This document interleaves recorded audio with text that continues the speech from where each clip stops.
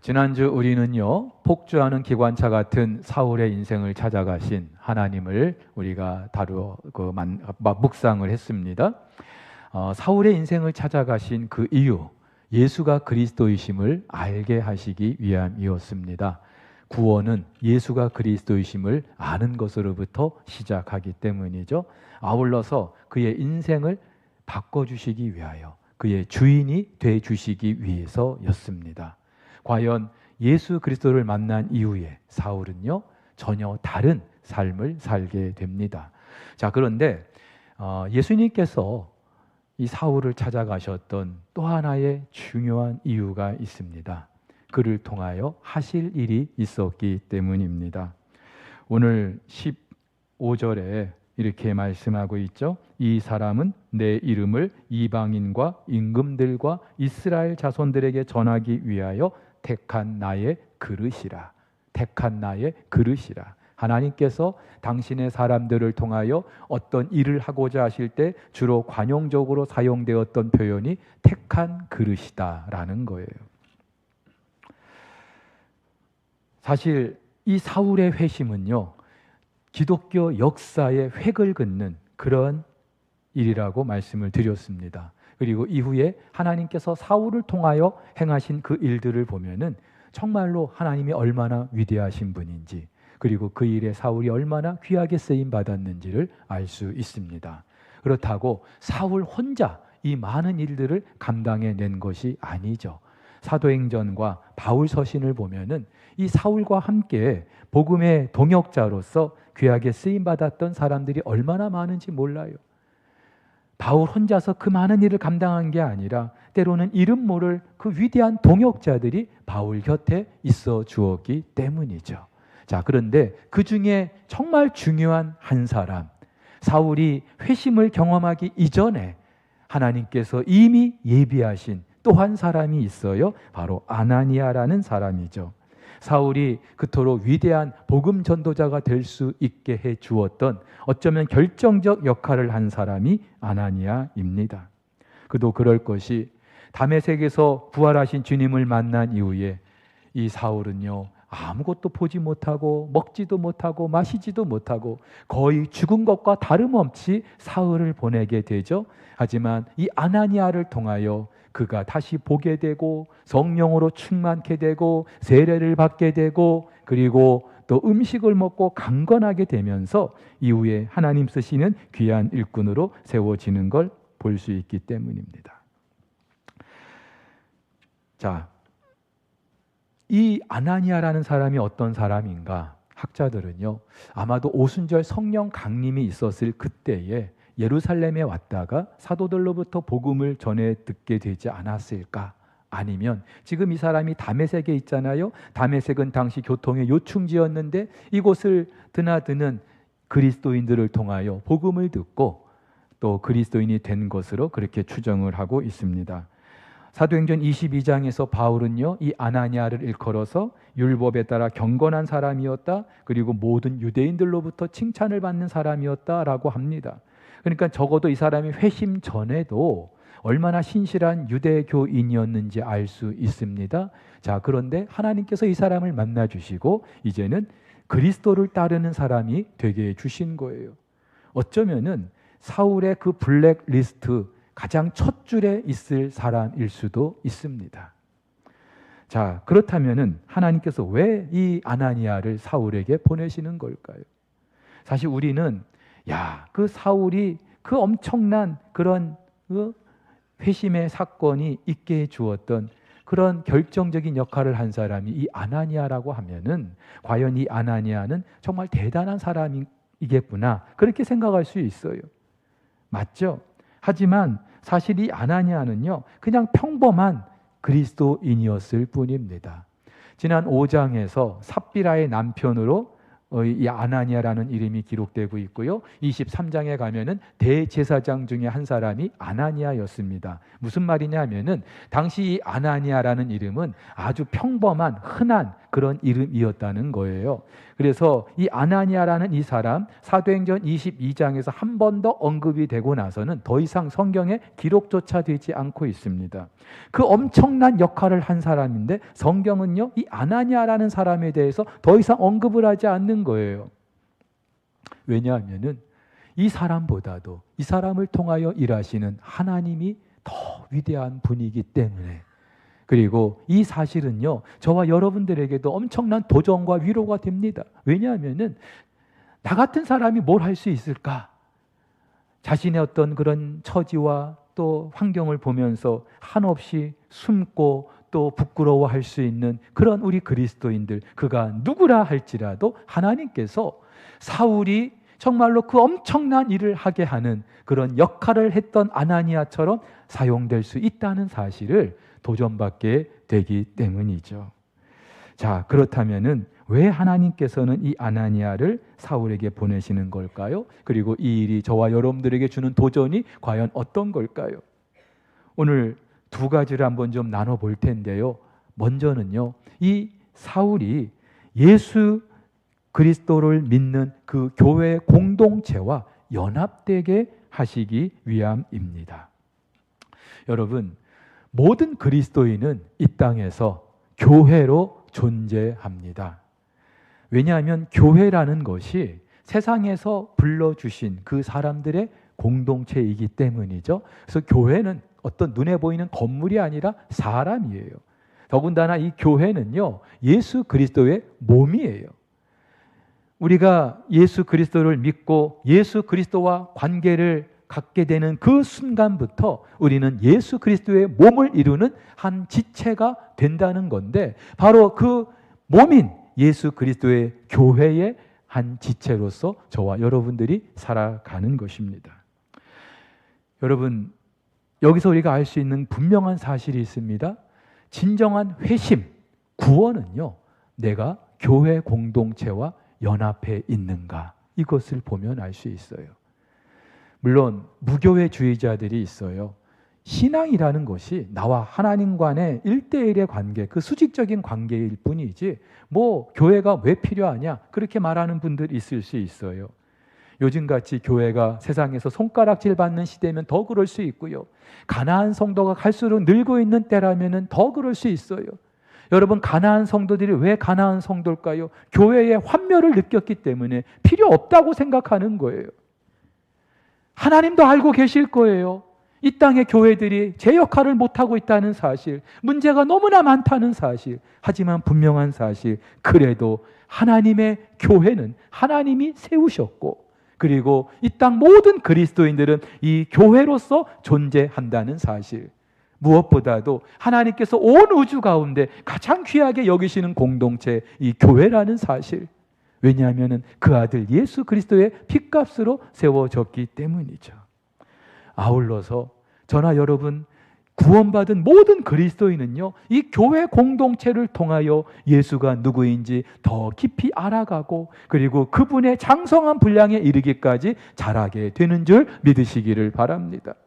여러분, 부모의 그 엄마 태중에서 이제 갓 태어난 그 아기가 부모의 도움 없이 어떻게 자랄 수 있겠어요? 마찬가지로 영적으로 이제 막 거듭난 그리스도인들, 이 교회 공동체의 돌봄을 받지 못한다면요, 절대로 예수가 누구인지 더 깊이 알지도 못할 뿐더러 그분의 장성한 분량에 이르는 것도 불가능한 일일 거예요. 무엇보다도 구원을 이 땅에서 경험하고, 그리고 그 구원을 이루어 가는 것도 교회를 통해서입니다. 여러분, 우리가 예수를 영접하고 그 예수께서 우리 안에 들어오시는 이 사건, 단회적인 사건이죠. 구원은 단회적입니다. 하지만 이 구원은 또한 우리가 죽는 그날까지 예수 그리스도를 닮아가는, 그분의 그 장성한 분량에 이르기 위해서 몸부림하는 그런 점진적인 과정이기도 해요. 근데 이 모든 역할을 우리가 어디서 경험하게 되느냐? 바로 교회라는 것이죠. 그래서 그가 누구든지 예수를 믿는다 하면서도 교회를 떠나 있다면, 교회를 멀리 한다면, 교회와 나는 아무런 상관이 없다라고 말한다면 어쩌면 그 사람의 구원도 거짓일 수 있는 거예요. 왜냐하면 성도의 구원은 교회와 뗄래야 뗄 수가 없기 때문에. 사실 저와 여러분들이 그렇잖아요. 우리가 예수를 믿게 된 그 순간은 다 다르지만, 그러나 어쨌든 교회 공동체를 통하여 저와 여러분들이 예수님을 더 알게 됐고요. 그리고 잘 알 수 있게 되었잖아요. 우리 공동체 안에도 다 늦게 예수님을 알게 된 분이 계셔요. 평생 예수가 누군지 모르고 그렇게 살다가 다 늦게 예수님을 알게 된 분명한 이유가 있죠. 삶에 정말로 어느 순간 난데없이 들이닥친 그 위기 때문에, 고난 때문에. 근데 사실 그 고난과 위기는요, 하나님께서 그분을 불러주시기 위해서 작정하신 때라는 사실. 근데 본인은 모르죠. 하지만 그분을 위해서 옆에서 아나니아 같이 기도하고 계셨던 분이 계셔요. 그래서 그분의 그 고난과 위기의 상황을 보면서, 하나님께서 이때야말로 이분을 불러주시기 위한 때구나 생각하면서 예수님을 청한 거예요. 감사하게도 예수님을 영접하고 신앙생활을 너무나 잘하고 계셔요. 모든 예배 시간 빠지지 않고요. 모든 성경 공부 앞장서서 공부하고 계시고요. 집에서도 극동방송 늘 청취하고 계시고 성경을 주야로 읽고 계시고, 어떻게 가능한 일입니까? 이분 곁에 아나니아 같은 분이 계셨기 때문에. 여러분, 룻기의 보아스라는 사람이 그렇잖아요. 그 모압 땅에서 정말로 소망 없이 살던 그 두 여인, 나오미와 룻이라는 그 여인, 하나님께서는 그 여인들을 긍휼히 여기셨어요. 불쌍히 여기셨고 그 여인들을 외면하지 않으셨어요.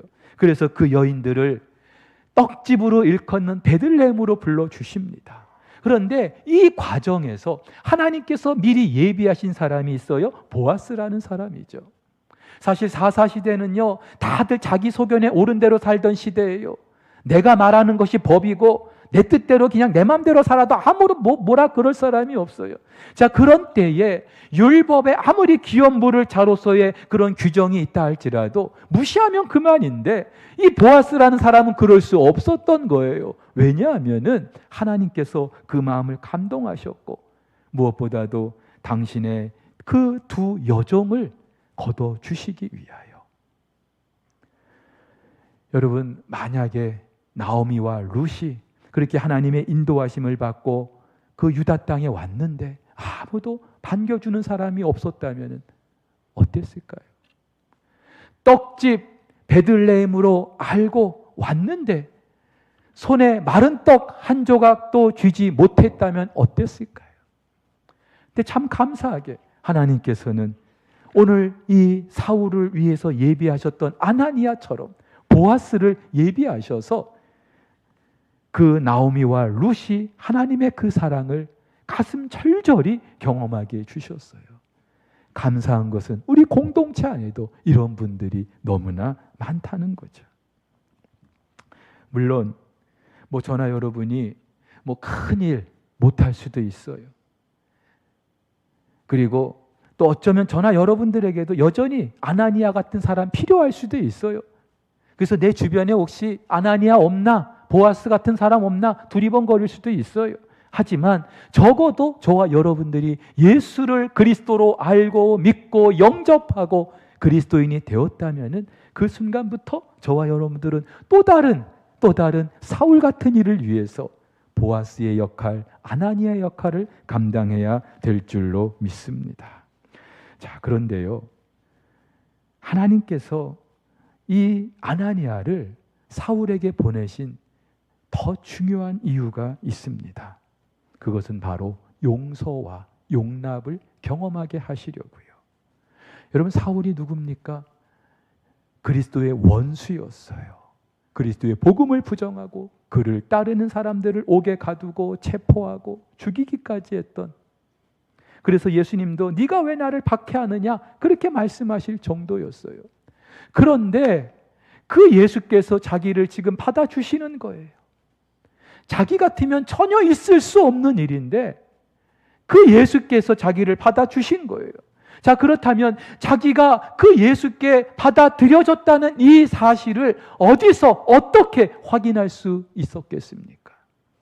그것은 바로 교회였어요. 교회. 여러분, 이 사울이 어떤 사람이었는지 잘 알고 있는 아나니아. 오늘 주님께서 아나니아를 찾아와서 그 사울에게 가라고 말씀하실 때 주님 아시잖아요. 그 자가 예루살렘에서 주의 성도들에게 한 그 짓을 주님도 아시잖아요. 지금 그가 이 다메섹에 온 이유가 뭔지 주님 잘 아시잖아요. 근데 어떻게 나보고 가라고 하십니까? 두려웠을 수도 있겠죠. 자기도 혹시 체포될까 싶어서. 하지만 더 중요한 이유가 있었을 거예요. 어떻게 그런 사람이 구원을 받을 수 있겠습니까? 어떻게 그런 사람에게 저를 보내시는 겁니까? 마치 니느웨를 가라고 했는데 다시스로 도망했던 요나 같은 거예요. 여러분, 오늘 우리 가운데도 사실 이런 분들 있지 않습니까? 아니, 어떻게 나를 그 사람에게 보내실 수 있습니까? 그 사람에게 가라고 말씀하실 수 있습니까? 그 사람을 받아들이라고 하십니까? 주님 아시잖아요. 그 사람이 어떤 짓을 했는지, 얼마나 정말로 하나님께서 보실 때에도 악한 사람인지, 그리고 나한테 얼마나 악한 짓을 했는지 주님 잘 아시잖아요. 근데 어떻게 나보고 가라고 하십니까?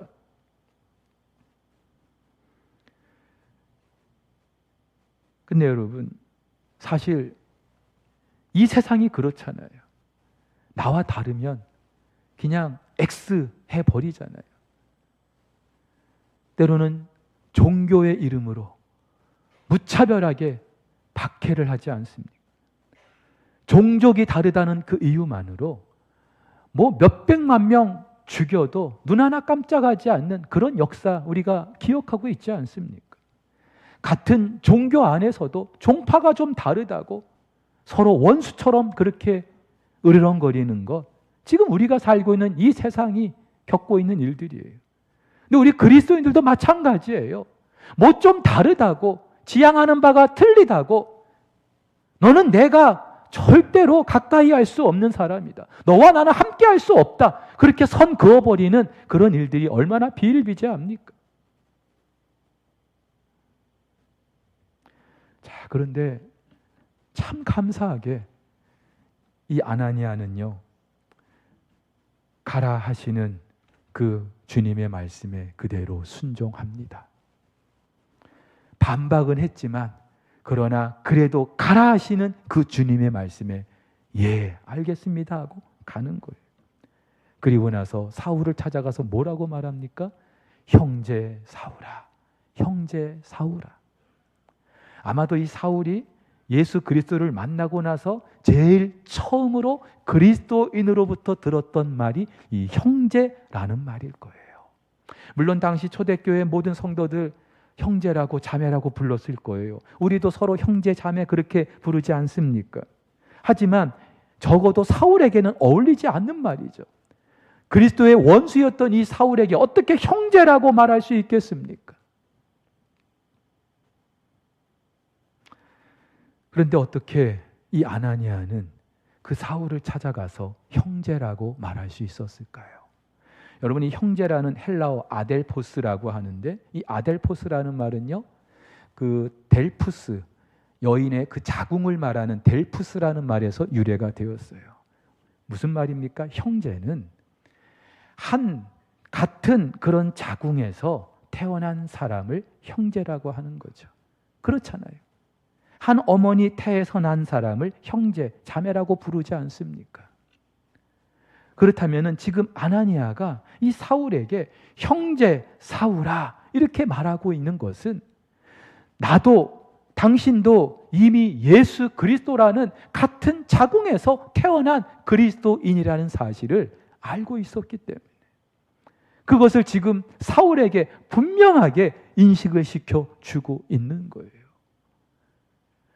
그리스도인이 된다는 것이 무엇을 말하는지, 구원을 받는다는 게 무엇을 말하는지, 그저 하나님께서 내 죄를 다 용서해 주시고 하나님의 자녀가 되었다는 것, 그것뿐만이 아니라 이미 그렇게 구원받은 하나님의 백성들, 다른 그런 사람들과 어떤 관계 속에 걸어가게, 우리가 살아가게 되는지 그거를 알게 해주는 바로 그 순간이죠. 여러분, 근데 이 아나니아가 사울을 찾아가서 형제 사울아 이렇게 말할 수 있었던 진짜 이유는 자기도 사울 같은 사람이었기 때문에. 그런데 어느 순간 자기를 찾아오셔서 자기를 하나님의 자녀 삼아 주신 것을 알고 있기 때문에, 그리고 그 누군가, 오늘 성경은 말하고 있지 않지만 아나니아의 삶 가운데도 자기 같은 또 다른 아나니아가 있어서 형제 아나니아야 그렇게 불러준 사람이 있었기 때문에 오늘 이 아나니아는요 사울을 찾아가서 감히 형제 사울아 부를 수 있었던 거예요. 여러분,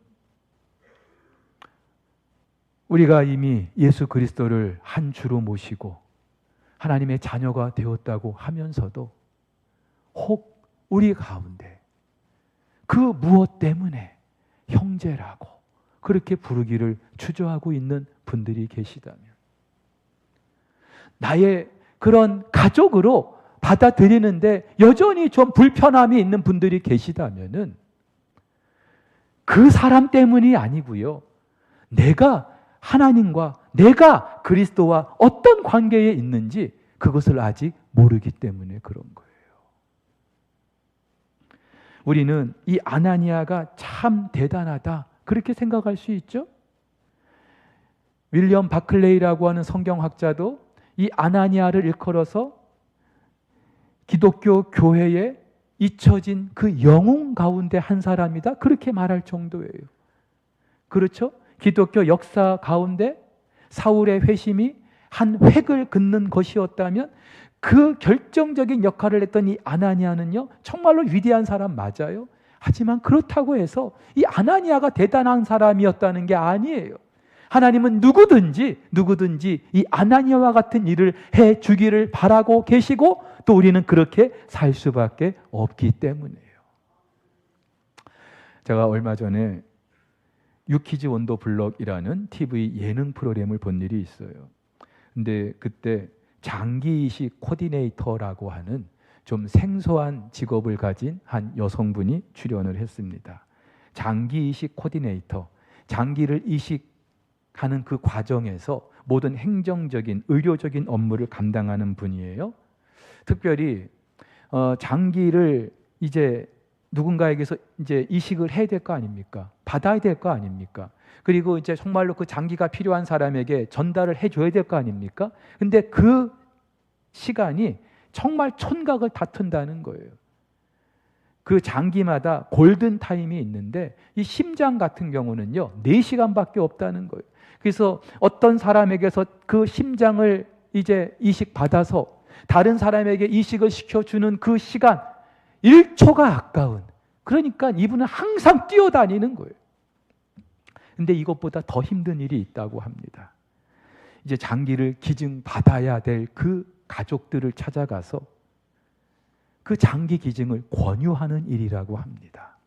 여러분, 사실 뭐 선뜻 그렇게 우리 아들의 장기, 우리 딸의 장기, 우리 남편의 장기, 기증을 하겠습니다. 이런 분들 있죠. 그런데 대개 이 뇌사 상태에 빠진 분들, 의학적으로 죽은 사람들 아닙니까? 대개 사고로 그런 상황을 맞이하게 됐잖아요. 사고가 제대로 수습도 안 됐는데, 처리도 안 됐는데, 그 충격과 슬픔이 아직 가시지도 않았는데 그 부모나 그 보호자들에게 가가지고 장기를 기증해 줄 수 있겠습니까? 이 말하는 게 이게 얼마나 어려운 일이에요. 그래서 이분도 그런 말을 하는 그 자리라면, 그 자리에서는요 정말로 단어 하나하나 이르기까지, 내가 이 말을 하면은 저분이 상처를 받을까? 마음이 힘들까? 그 단어 하나하나까지 세밀하게 관심을 가지고 선택을 한다는 거예요. 왜 안 그랬겠어요? 근데 자, 그렇게 해서 이제 장기를 기증을 받았다고 한번 가정해 보죠. 우리나라에서 장기를 기증받을 수 있는 확률이요 몇만 분의 1이래요. 그러니까 내가 뭐 심장이 좋지 않아요? 그래서 누군가로부터 심장을 이식받고 싶어요? 마음만 먹는다고 되는 게 아니에요. 몇만 명을 기다려야 되는 거예요. 그러니까 이게 정말로 확률적으로 거의 가능성이 없는 거죠. 근데 그 몇만 명의 일 가운데 내가 딱 당첨이 돼가지고 이식을 받게 됐어요. 어떻게 살아야 되겠습니까? 그렇게 누군가에게 장기를 기증하는 그 사람들 중에는 그 어느 엄마, 아빠의 생때 같은 아들, 딸도 있어요. 실제로 그 방송에서 말하는데 한 15살 난 그 딸아이가 뇌사 상태에 빠져가지고 이제 장기를 기증하기로 하고 수술실로 들어가는 그 딸의 모습을 지켜보는 그 어미의 마음, 이거 뭘로 우리가 설명할 수 있겠어요? 근데 그 아이의 그 심장이 누군가에게 이식이 됐어요. 그러면 이 엄마는요, 그 사람이 어떻게 살아주기를 바랄까요? 어떻게? 여러분, 근데 이런 일들이 저와 여러분들에게도 일어났어요. 하나님의 아들 예수께서 십자가에서 피 흘려 주시고 살 찢겨 주셔서 그분으로 말미암아 우리가 전혀 새로운 삶을 살게 된 줄 믿으시기를 바랍니다. 십자가에서 당신의 아들을 내주시는, 그래서 우리를 살리고자 하시는 그 하나님께서 저와 여러분들을 향하여 어떤 기대를 갖고 계실까요? 바울은 이렇게 고백합니다. 내가 그리스도와 함께 십자가에 못 박혔나니 이제는 내가 사는 것이 아닙니다. 오직 내 안에 그리스도께서 사시는 것입니다. 이제 내가 육체 가운데 사는 것은 나를 사랑하사 나를 위하여 자기 자신을 버리신 하나님의 아들을 믿는 믿음 안에서 사는 것입니다. 내가 사는 게 아니라는 거죠. 내 안에 누가 산다는 거예요? 예수님께서 사신다는 거예요. 그리고 내가 이제 사는 것은 그 예수님을 믿는 믿음, 그것이 무엇입니까? 예수님이 내 삶의 주인 되시는 그런 삶을 살아가게 된다는 거예요. 그때에 사람들은 나를 보고서 예수님을 보게 되는 거죠. 맞죠? 저와 여러분들이 작은 예수로 살아가는 거예요. 자, 이것을 우리가 좀 더 구체적으로 어떻게 적용할 수 있겠어요? 나를 통하여 또 다른 누군가가 이 공동체에 속할 수 있도록 해주는 거예요. 그리고 원수 같은 그 누구라 할지라도 품고 용납하는 거예요. 하나님께서 우리를 그렇게 품어주셨기 때문에, 그리고 그 모습을 지켜보시는 우리 주님께서는 고맙다고 말씀해 주실 거예요. 얘야, 고맙다. 왜요? 저와 여러분들의 삶을 통하여 예수 그리스도 당신의 모습이 드러나고 있기 때문에, 저와 여러분들이 이 가을에 이런 은혜가 우리 모두에게 흘러 넘치게 되기를 예수님의 이름으로 축복합니다. 축복합니다.